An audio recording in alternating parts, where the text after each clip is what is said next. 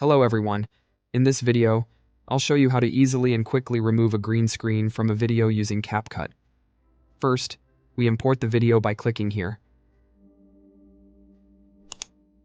I've already added the green screen video that I want to remove, and then we place the video on the first layer.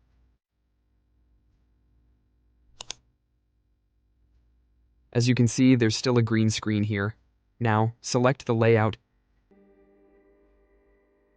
and check the chroma key option and direct it to the green color that you want to remove. Adjust the strength and shadow until the green color is completely gone. Now, the green screen is gone. If you want to change the background, simply place the background of your choice on the first layer and move the main video to the second layer.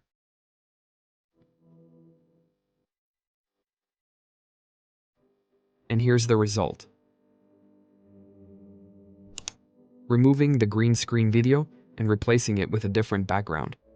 If you found this video helpful, please like and subscribe and leave a comment if you succeeded. See you in the next tutorial video.